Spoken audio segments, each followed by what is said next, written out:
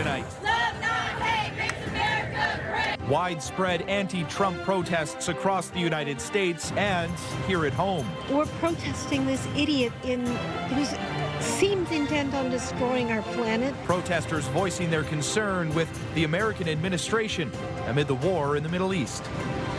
Opening its doors while shuttering programs. We have over 170 programs of study on displays here today. Algonquin College hosts its annual spring open house, weeks after moving to suspend 30 programs. And speaking out against Ontario's premier. Doug Ford is a corrupt politician who's abusing his power in every way possible. Protests in multiple Ontario cities voicing displeasure with recent moves by the Ford government on issues such as health care and education.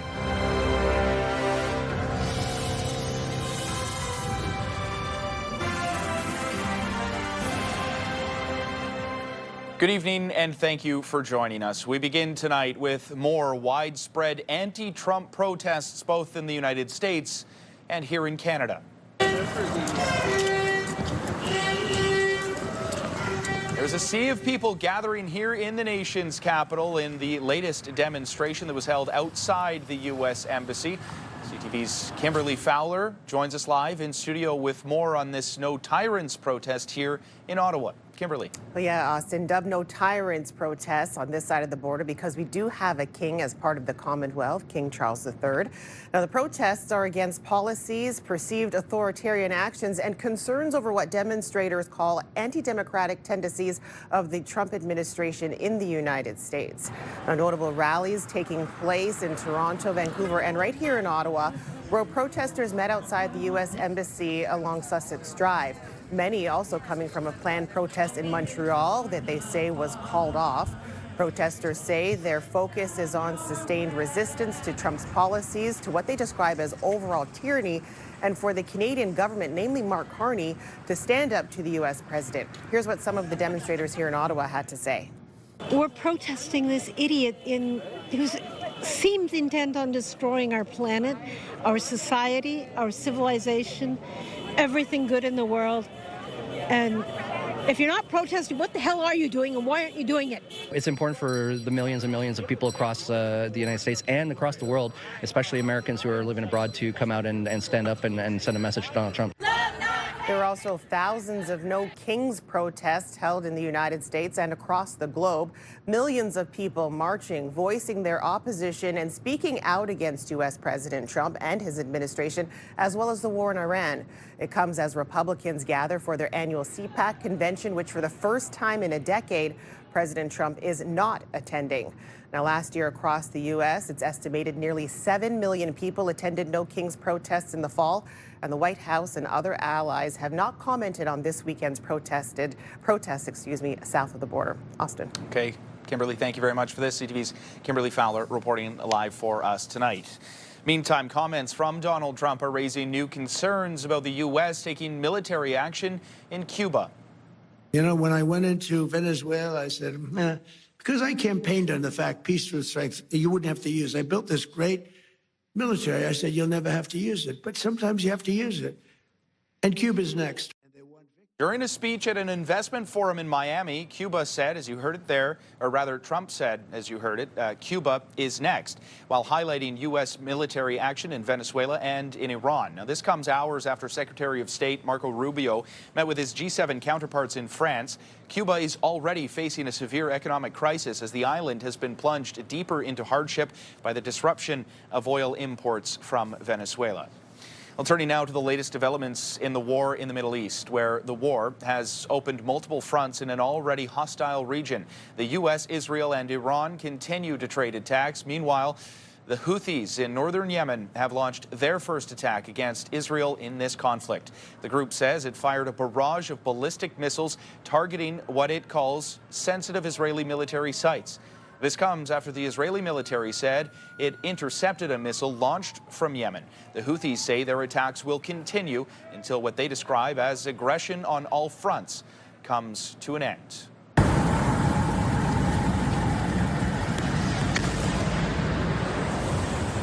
And footage on social media shows the moment an Iranian cluster munition struck Israel's capital today.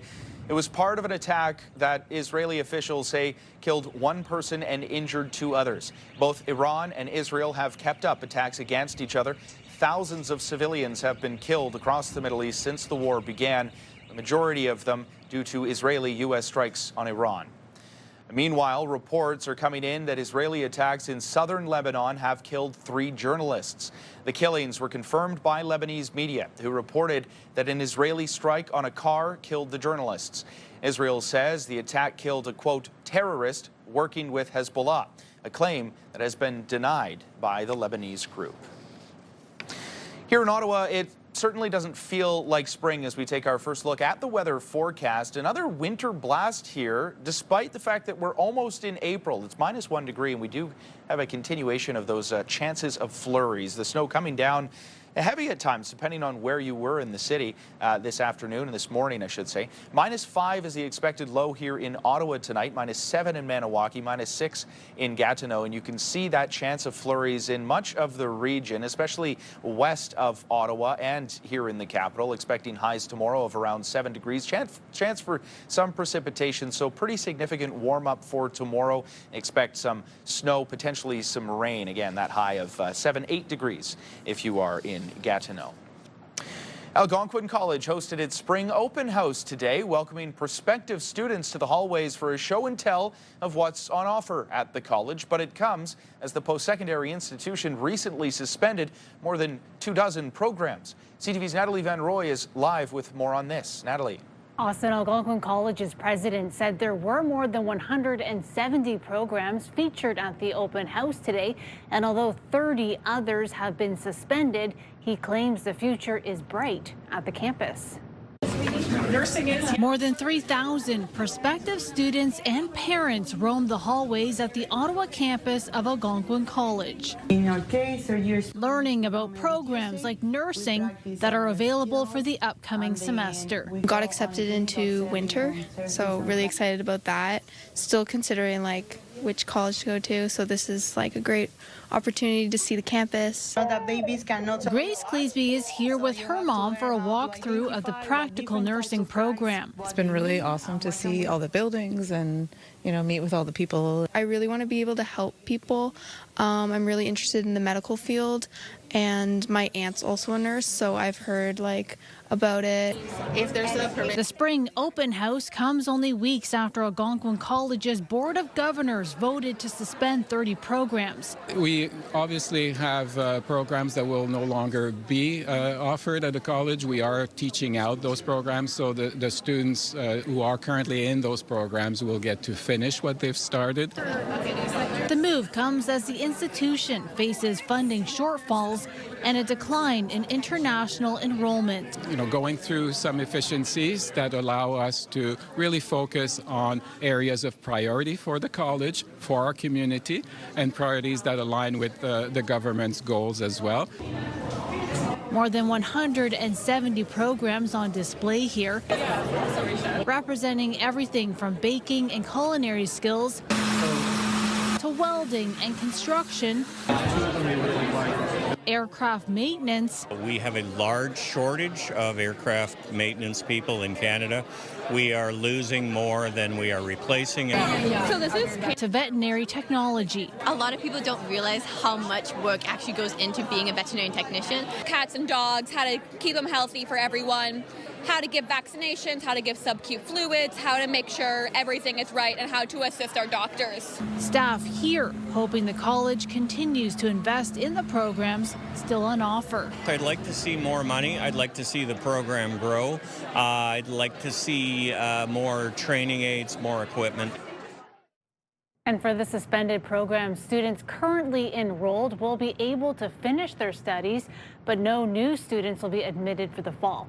Austin. CTV's Natalie Van Roy reporting live for us tonight. Natalie, thank you very much for this. Well, other protests today targeting Ontario Premier Doug Ford took place right across the province, including here in the capital, as frustration builds over several provincial policies. CTV's Josh Morano joins us live with more on this. So, Josh, walk us through some of the issues that people were bringing up today. Yeah, Austin, those participating in the Fight Ford protest tell me it's a list of issues and concerns they are dealing with, including funding for healthcare and education and an overall lack of affordability.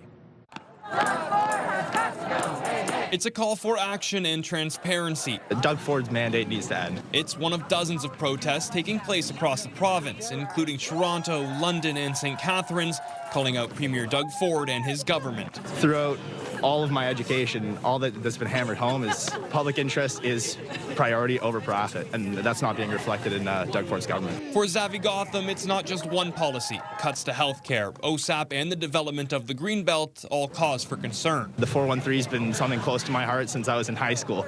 I'm 22 now, and then here I am. I'm still complaining about it. They are actively working to erode trust in public institutions to create a two-tiered system in both healthcare and education. The protests come after Ford announced cuts to the Ontario Student Assistance Program earlier this year, reducing grants and increasing the cost of post-secondary education for students. As a student myself, all the things going on with OSAP and the funding to the education system, or, well, let's be real, lack thereof, is really detrimental to my life right now. As part of the changes, the Ford government committing an additional $6.4 billion in funding for the post-secondary sector over the next 4 years. Last month, the Premier defending the cuts to OSAP, claiming the funding was not sustainable. Without OSAP, there's a lot of women today in Ontario that would not be educated, and we'd have a very different Ontario than we do right now. For Gotham, he says he will continue to speak out until changes are made. Ontario needs a new premier, and if Doug Ford isn't going to renew his mandate like he did previously, we need to have our MPs call on him to call an election. Now, the Premier has not issued a response to the protests taking place today, but those I spoke with say they'll continue to speak out until changes are made. Austin. Okay, Josh, thank you very much for this. CTV's Josh Morano reporting live for us tonight. Well, turning now to Winnipeg as 5 NDP candidates make their final pitches in hopes to be the next federal leader for the new Democratic Party. It's been a 6-month leadership race to replace Jagmeet Singh. Voting closes today, and the new leader will be announced Sunday morning. Voters will choose between Union leader Rob Ashton, social worker Tanil Johnston, farmer Tony McQuail, filmmaker Avi Lewis, and Alberta MP Heather McPherson. Canada's National Lawyers Group is rebuking calls to have the federal government overhaul the way it appoints provincial Superior Court and Appeal Court judges. In a letter to Prime Minister Mark Carney, the premiers of Ontario, Quebec, Alberta, and Saskatchewan say they only want to see the appointment of judges who are approved and recommended by their governments. The call was quickly brushed aside by Justice Minister Sean Fraser and the Canadian Bar Association. The president of the association says politicizing the judicial system would be a, quote, step backward.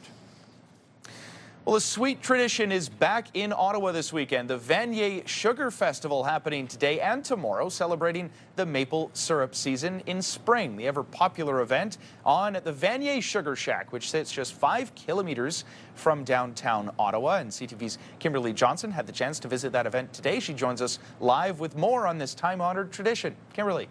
Austin, the Sugar Shack in Vanier was founded in 1939, and this festival has been going on for decades. There are hundreds of trees that are tapped each season for the delicious syrup, and organizers say this event is a celebration they always look forward to. Sweet maple syrup and its history. I'm so happy to be here because it's my first experience. I want to know how it's operating, how they're doing all the stuff. Music and delicious food, all flowing at the Vanier Sugar Shack Festival. We're enjoying being outdoors. We're enjoying having maple syrup mostly. I love it. I took some from my daughter. She didn't want to share. 3-year-old Adele enjoying her first taste of maple taffy, and visiting the festival too is a new experience. They're really enjoying. They had a lot of fun. We were jumping. We watched animals. It's a big part of Canadian culture, which I would really enjoying. We'll taste. a green bucket. In its 41st year, the free event by Vanier Museo Park helps residents understand the processes of maple syrup production. This is what we make maple syrup with. New this year is a chance to sip fresh tree sap. And then they would use... Oh yeah, definitely very sweet. Yeah. Light. Yeah. Yeah. Takes 40 liters of this stuff to make 1 liter of syrup. Sitting just east of downtown Ottawa, the more than 17-acre farm is the only sugar shack in Canada to operate within the heart of a city. We live just in the neighborhood. A location like this is so unique, especially in an urban area. So love to come out, support the community. We also really like going to the sugar shack for the full breakfast. It's very good. Organizers say the festival celebrates the success of the maple tapping season and the volunteers who help. It's also how we protect this forest because, as we know, sometimes forests get cut down. What makes this forest important is that it is being actively used almost every day. And when we have celebrations like this, it helps show how important this forest is to this community. Over the 2-day festival, organizers expect more than 8,000 people to enjoy the activities and, of course, the maple syrup. It's to bring our kids here every year. Just the two of us now, but we have to come and get our pancake breakfast. The festival and programming is free, but organizers know you should bring money for the pancake breakfast itself. The festival is on today and tomorrow, but the tapping season continues to run at the Vanier Sugar Shack for much longer. It's set to wrap on April 19th. Austin? Yeah, this is a quintessentially Canadian event, and I absolutely love it. Kimberly, thank you very much for this. Well, Canada's men's national soccer team, they took on Iceland in a friendly match in the lead-up to the FIFA World Cup. It was the first time the team and fans were getting the chance to try out a newly revamped stadium before it hosts the world's biggest soccer tournament. CTV's Kamal Karamali has that story. This friendly match between Canada and Iceland is anything but friendly. It's a chance for fans here to get all riled up before the world's biggest soccer tournament makes its way here in June. It's a great atmosphere, man. I think everyone's ready for the World Cup, ready to support Canada in soccer, man. I'm not usually a fan of friendlies, but it's great that we're having one here in Toronto, and the fact that Toronto's having the World Cup is phenomenal. This was also a chance for the city of Toronto to test their new World Cup host stadium, what's usually known as BMO Field, transformed. The capacity has increased by roughly 17,000, with temporary seats added on the north and south ends of the stadium, and more than 30 new luxury suites. It has a new hybrid grass playing surface as well that players will get to test out for the first time in a competitive setting. In many ways, this is also a good test for crowd flow, transit logistics, and security before the FIFA World Cup. We spoke to plenty of fans who had trouble with traffic. What's it like trying to get here? A nightmare. What was the worst part? Traffic. Yeah, how bad was it? The traffic was very bad. Now, as for the team, Canada has still never won a FIFA World Cup match, and they're looking to gear up in this friendly, a chance to build chemistry and test their readiness against a team it struggled to beat in the past in Iceland. Canada has another friendly match here against Tunisia on Tuesday. The World Cup kicks off here in Toronto on June 12th. Kamal Karamali, CTV News, Toronto. We hope to continue to exist in the community for another 75 years and beyond. Still ahead, celebrating more than 7 decades in the community, how the Ottawa Public Library's Sunnyside branch is marking a special milestone. Also, for what it's worth, Canada-Iceland, that was a 2-2 draw. Now, before we go to break, here's a live look through our Centennial Glass Skycam. It is -1.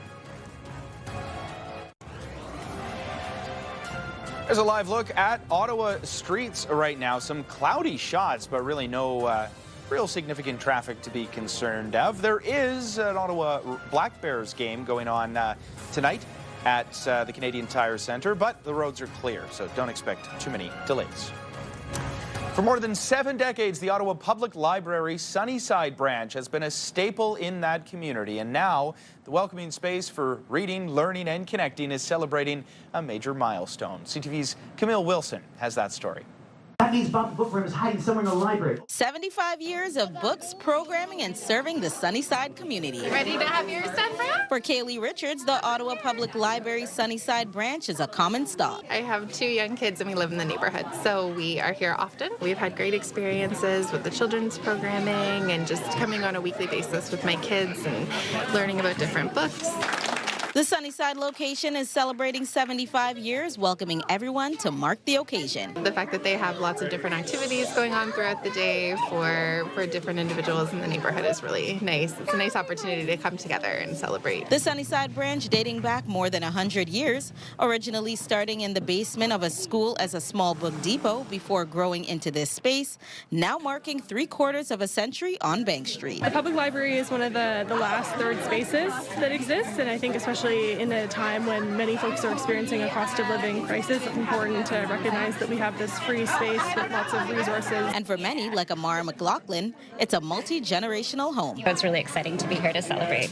And I used to come to this library when I was a little girl, so it feels amazing to be able to bring my child and, participate with the community. Saturday's celebration also an opportunity to look to the future. We need to keep it strong, and that's exactly what the intent is for the future, is keep this place running well and there's more repairs coming to this facility in the future too. So we're just so excited for the future and another 75 years. And a testament to its longevity, the staff. Just the librarians are always wonderful here. It's a great opportunity to be with the community. Camille Wilson, CTV News. Well, at some point, the weather has to warm up, right?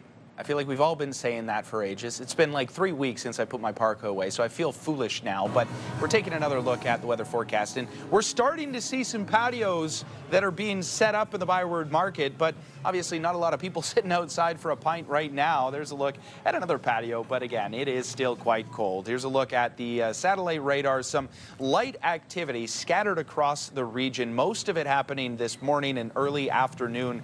We do expect things to warm up in short order. It is -5 degrees in St. John's. Nice conditions in Charlottetown and Halifax, but still below the freezing mark at -9 and -4 respectively. -1 here in Ottawa right now, mostly cloudy with a little bit of sun peeking through those clouds. 5 degrees in Windsor, -6 in Quebec City. Out on the prairies, it's below 0 as well in at least Edmonton and Calgary.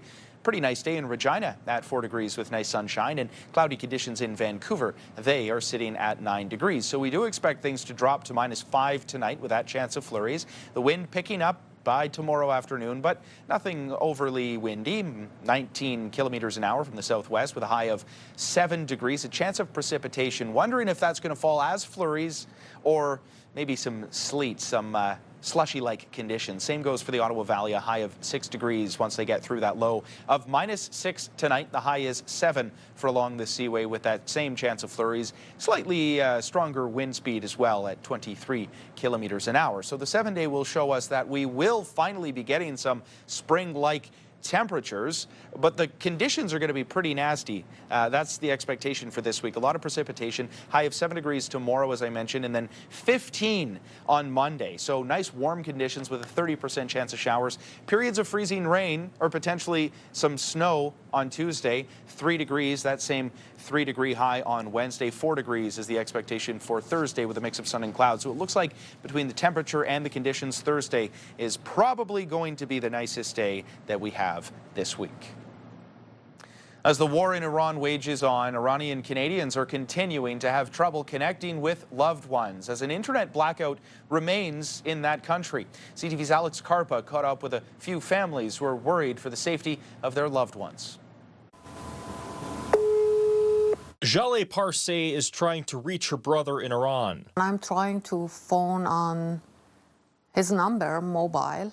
It's a reality many Iranian Canadians like Parseh are facing as they struggle to connect with loved ones back home. That's a very, very difficult time for all Iranian abroad. Parseh's parents, 2 brothers, and countless cousins are living in Iran, but she's barely been able to reach them.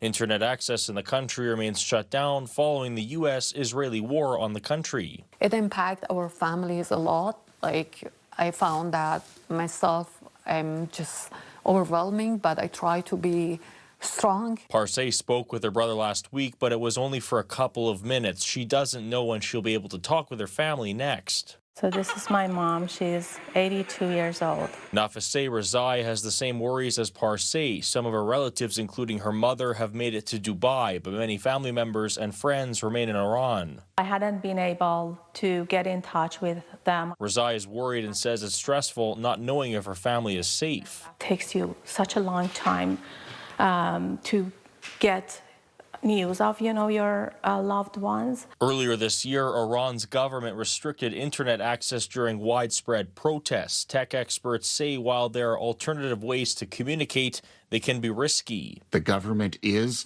looking for this activity and is punishing this activity. It's now been nearly a month since the internet blackout began in Iran. For families like Parsay and Rezai, there's no end in sight, leaving them in the dark about the safety of their loved ones. Alex Carpa, CTV News, Winnipeg.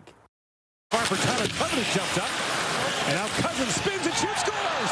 Dylan Cousins, 18 seconds in. The fight for a playoff spot continued this afternoon. The Sens paying a visit to Tampa Bay. A hot start, as you can see there, for Ottawa. The question is, could they hold on for the crucial 2 points? We'll have a recap of the game when we come back.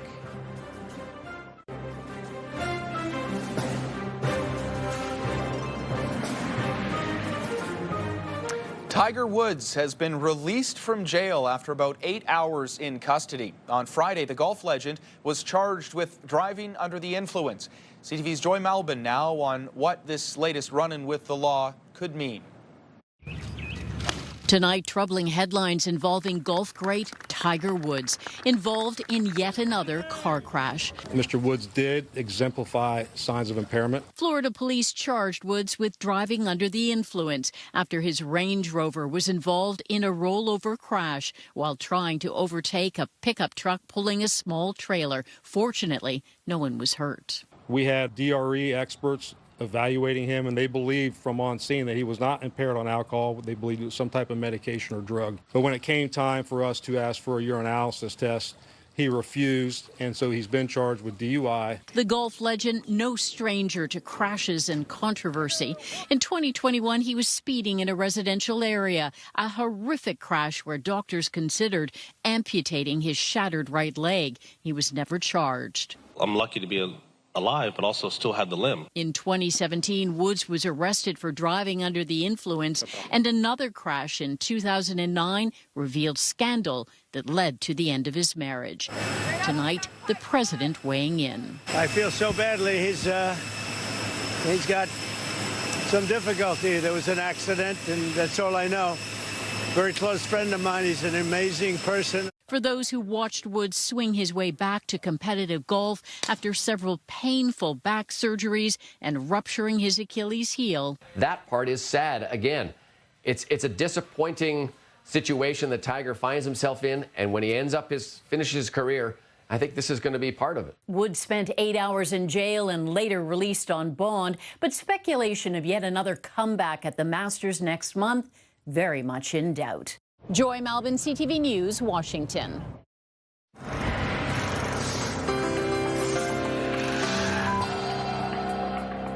In tonight's big picture, we may still be waiting for spring to come out and play, but in Japan, the sakura trees, they've already started to bloom, drawing tourists hoping to catch a glimpse.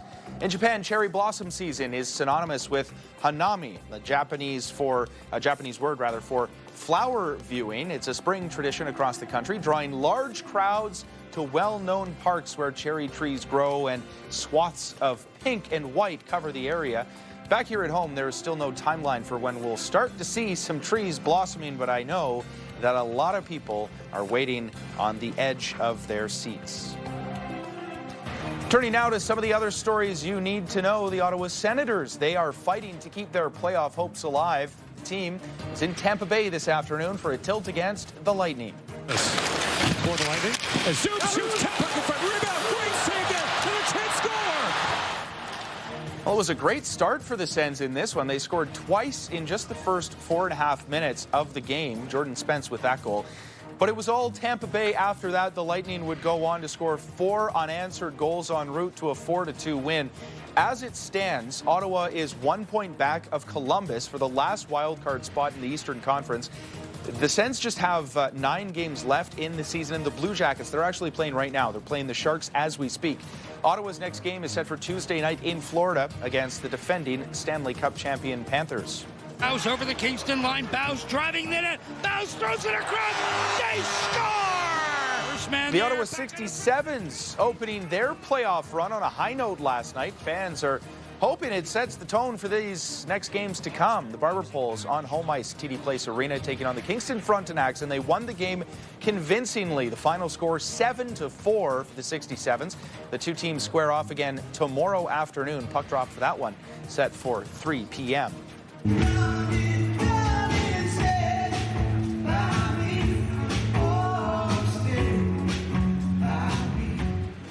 Well, if you're planning a wedding, you are in luck. The Wedding Show is back on at the EY Centre this weekend. This is Ottawa's premier wedding industry event with feature areas, presentations, tastings, and samples to help you plan out your big day. The event has wrapped up for today, but it's back on again tomorrow from 11 until 4 o'clock.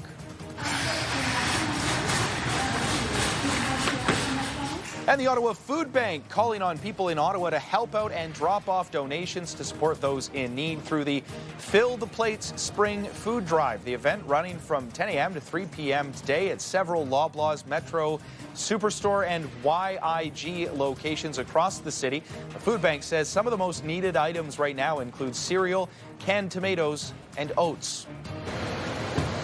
And taking a look at gas prices here in Ottawa, we're looking at an average of just under $1.70 a litre. We did see prices come down for a short time over the last couple of days, but those prices have since jumped back up as the war in the Middle East and tensions around the Strait of Hormuz continue. We really need the city to listen. We need the school board to listen and really understand what is happening here. These kids don't stand a chance against all of this traffic, all of these moving vehicles. When we come back, we will revisit the story of how people are calling for safety improvements in the city's south end after a child was struck and seriously injured during after-school pickup. Get the latest live local breaking news. Sign up now for our morning and evening CTV News Ottawa newsletter. The best local content from CTV News, Your Morning Ottawa, and News Talk 580 CFRA. Get it all in one place. Sign up now at ctvnewsottawa.ca. The CTV News Ottawa newsletter is brought to you in part by CAA Business.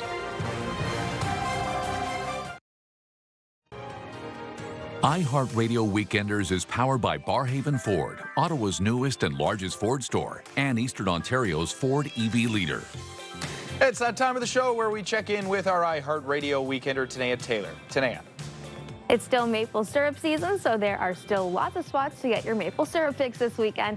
Plus all the fun stuff that comes with it, like the tractor rides, interactive lessons, pancake breakfasts, and lots more. Spots to check out include the Log Farm on Cedarview Road, Fulton Sugarbush in Pakenham, and Stanley Sugarbush in Edwards. Such a fun way to spend a day. Also happening this weekend, search for Easter eggs at Stanley's Farm. This is a hit with families every year, and it's a great way to get a head start on those Easter festivities with the kids. Hop aboard the tractor-drawn wagon for a ride out to the sugar bush and find all the Easter eggs. Once you have returned the eggs to the bunnies, they're going to reward you for your help. Don't forget, kids must be accompanied by an adult. Sounds like so much fun. Lots more happening around the capital this weekend. The full list and all the details at ctvottawa.ca/weekenders. For the iHeartRadio Weekenders, I'm Tanea Taylor. Have a great one. iHeartRadio Weekenders is powered by Barhaven Ford, Ottawa's newest and largest Ford store, and Eastern Ontario's Ford EV leader. Well, in case you missed it this week, safety is top of mind at a Barhaven school. Parents are calling for immediate safety improvements around St. Juan Diego Catholic School after a child was struck by a vehicle and seriously injured during after-school pickup earlier this month. The school is located at the corner of Main Halliard Lane and Flagstaff Drive in Half Moon Bay. CTV's Leah LaRocque has the story. The line of cars starts to form nearly an hour before dismissal, parents trying to get a spot outside of St. Juan Catholic School. Otherwise, it's a madhouse around here. And this is why, once school is out, Flagstaff Drive becomes a chaotic grid of cars, parents and students. These kids don't stand a chance against all of this traffic. Cassandra Petrella is advocating for better safety measures. Crossing areas, safe crossing with cross guards, those do not exist at all right now. On March 12th, a child was seriously hurt during pickup, struck by a car and rushed to CHEO.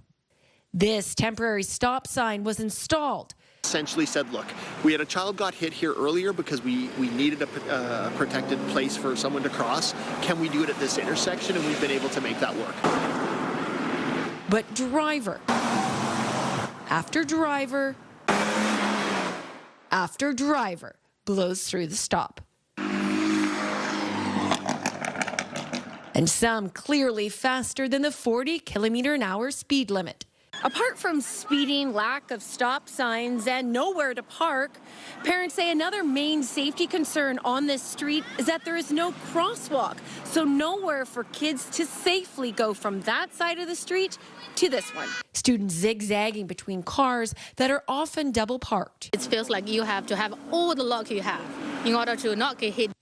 There is no parking at any time on this side of the street. So we're giving you guys a ticket because you pulled over and a no stop. Bylaw officers come on site, ticketing parents. I understand, but you can't pick up in a no stop zone. It's important for the school to make provision for parents to be able to pick up safely. Petrella has started a petition and is doing what she can to protect young lives. Do you feel safe here at school when you cross the street? Kind of. We really need the city to listen. We need the school board to listen and really understand what is happening here. Leah LaRocque, CTV News. Well, temperatures are expected to warm up in the coming days, and with rain on the way, there are some concerns about the possibility of spring flooding for homeowners.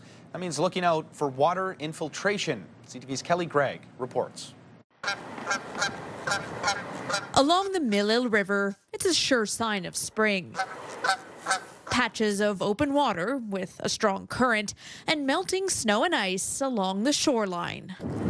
For contractors, the other sound of the season is the telephone. We are starting to get calls, especially as soon as it gets to be milder. We're expecting a big surge next week because of the rain. Walter Assey says it's the time of year to ensure water stays outside. We want to start from the top and go gradually down so we don't miss any of the composants. We'll start with the roof. If you have missed any of the shingles because of the windstorm that we've had, you want to make sure to call a roofer to at least do a temporary repairs. If you have bricks or stone, you want to make sure that you don't have any openings, because that pretty much can cause issues. And even a little moisture can create a lot of problems. Take, for instance, in an outdoor light fixture. You want to make sure that the top part have caulking, but not the bottom part. So if water does come in somehow, it have a way to come out from the bottom. But what about bigger floods? There was extensive damage in 2017 and 2019 when rivers broke their banks. And the province is set to update these flood maps this spring. The Quebec government has revised the flood maps that were effective as of March 1st. The problem with the Quebec government's maps is that we don't even have the maps. And that means even more homes in Montreal are deemed at risk of flooding. What's happened is it's added about 1,700 homes that were never flooded in the past. The idea of putting people in a map that never were flooded before creates a little bit of anxiety, because what does that mean for the homeowner? Assey says if water starts to rise, so should your urgency. At least be preemptive in the sandbagging. There's also the flood barriers that you can install in front of your garage. That works tremendously. With double-digit highs expected next week and rain in the forecast, for homeowners, it could be time to spring into action. Kelly Gregg, CTV News. All of America is going to see your scalp and be like, oh my God, cover their eyes, After the break, we'll introduce you to the Ontario native who landed a role on the hit series The Pit. Far side pass, and it's a early shot. He scores!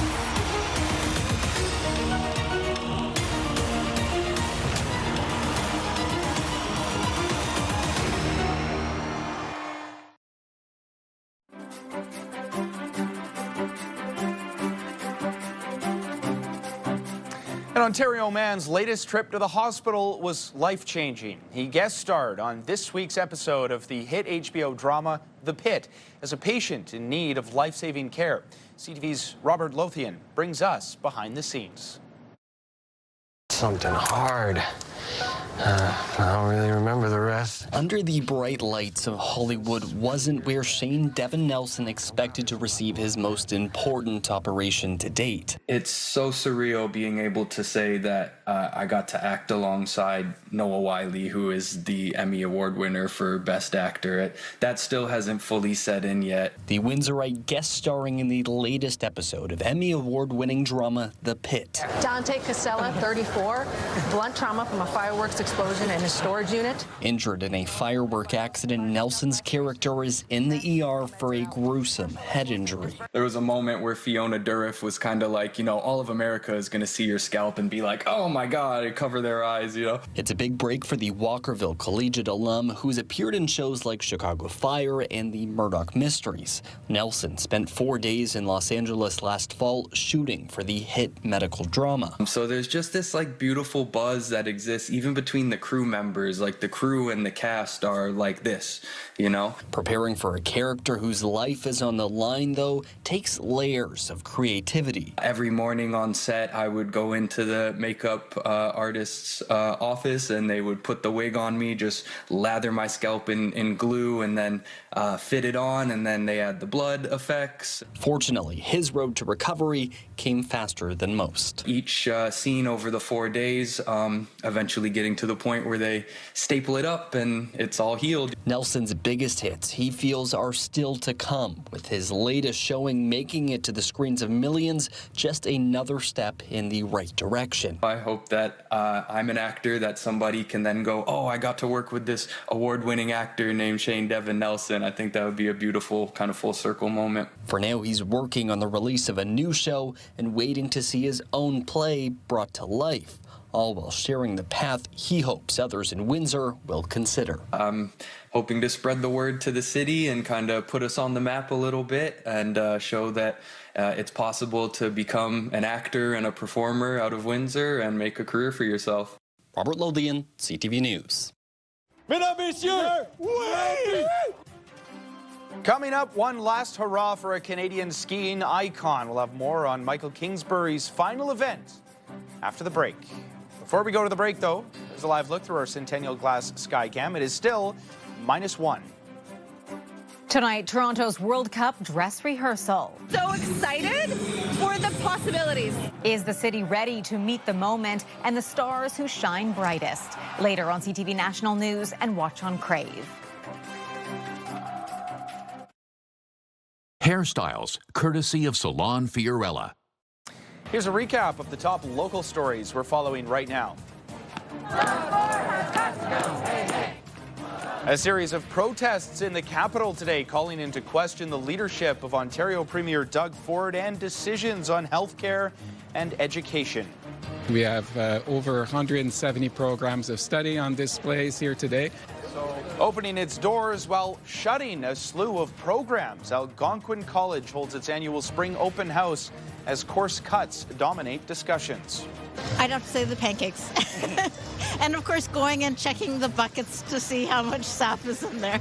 And celebrating the sweet arrival of spring at the Vanier Sugar Shack, an ever-popular festival returns this weekend at the unique Urban Sugar Bush right here in Ottawa. Pretty cold to be out there as well today, but I guess we're becoming used to it. At some point, the temperature needs to change, and it will, waking up to -4 degrees, so not in time for tomorrow morning. But then our daytime high 7 degrees, 15 degrees is the expected high on Monday with a 30% chance of showers. A lot of precipitation in the forecast over the next week, but at least we're staying above the freezing mark for our daytime highs. 3 degrees Tuesday, Wednesday, 4 on Thursday, 3 degrees on Friday, and then 6 degrees on Saturday. But if you have rain boots, you're going to want to break them out. Maybe the rain jacket too, because again, a lot of wetness in the forecast. Time now to check in to see what our news team will be working on for tonight. Kimberly Fowler's here. Austin will obviously be checking out for any breaking news happening here in the Ottawa area. And the Ottawa Black Bears, they're in action looking to get back in the win column at the Canadian Tire Centre after a tough loss to Vancouver last week. Now the Black Bears, they host the Georgia Swarm tonight, starting a couple of minutes from now. They kick off the game at 7 o'clock. Now Ottawa is sitting at 8-7 on the year, and it's a tight playoff race as well for the National Lacrosse League. So something we'll keep our eye out for. And you can get the news anytime, anywhere at ctvnewsottawa.ca. And join me tonight for CTV News at 11:30. Thank you. Looking forward to that. And finally for us tonight, Canadian freestyle champion Mikael Kingsbury is celebrating the end of his career today. Yeah, and he did so all in the place where it started. Mesdames, Messieurs, oui! Mikael Kingsbury!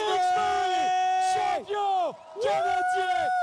He's an absolute legend. Kingsbury's returned to Saint-Sauveur, where it all began for him. His family has a cottage there, and this was for the Canadian Championships. Now, it was more than just symbolic. He swept the men's competitions, defeating Kerry Cole in the big final, today's dual moguls.